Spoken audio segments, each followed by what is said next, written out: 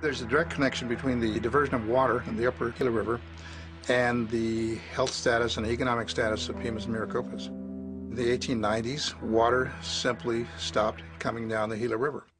Upstream, water from the Gila was diverted by dams and water projects, giving white settlers, farmers, ranchers, and mining interests the water they needed. And we were dependent upon that water to grow crops, to provide for ourselves. Not even the 1908 Supreme Court decision upholding water rights for all Native Americans could protect the Pima. The Coolidge Dam. In 1930, one of the largest in the world. Its promise, to provide water for everyone, this time including the Pima. Former President Calvin Coolidge celebrated its opening with politicians and businessmen. They dined on china, crystal, and linen. The Pima ate bagged lunches on makeshift tables.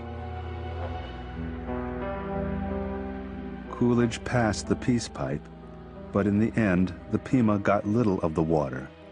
Again. We were practically without water for almost an entire century. We were among the poorest people in the United States of America, as are Indians who live in other reservations and still are in that situation. Unable to grow crops, unable to get out and work in the fields, unable to develop economically because of the lack of water for almost 100 years was just, that's an absolute shame as far as this country is concerned, as far as the state of Arizona is concerned. What is a metaphor for the rest of the country to try to think about in terms of damming the rivers? It would be like saying to this entire country, okay, survive now without money.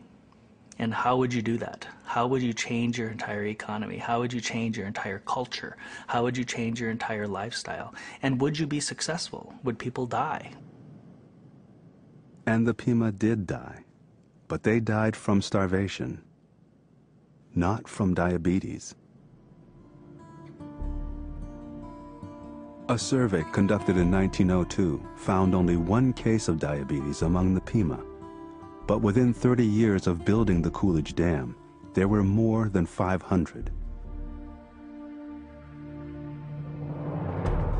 If we had not dammed the rivers back in the 1920s and 1930s, we wouldn't be able to have this lifestyle that we enjoy in Arizona with swimming pools and golf courses and artificial lakes. And with this lifestyle, we're really living outside the laws of nature. And what people, I think, generally speaking, don't realize is that all of the prosperity of Phoenix and the prosperity of this entire state was built on the backs of the health of the local tribes. Pimas lived a very, very difficult life at the bottom of the economic scale. We had almost no recourse except to become dependent upon governmental benefits. Shortly after the dams were built, the U.S. military began distributing free commodity foods to Native Americans. And it definitely brought us through the hard times. This is the commodities building, where they host the commodity food. This is where people used to come get their cheese, their beans, and their grape juice and stuff. There used to be just rows and rows and rows and rows of those. But this surplus food, white flour, cheese, refined sugar, lard, canned foods, is a diabetic's nightmare, as it was for Terrell's neighbor. They asked her how many people were in her household, and she said about 5. And the guy said, well, you can get 5 boxes of food. And there was chips and candy and canned food. And I thought, well, that's an idea. There's a nice idea about having food, but it's just the wrong kind of food. And I asked her, I said, so what kind of, like, were there any kind of normal food? She goes, well, there were cans of gravy.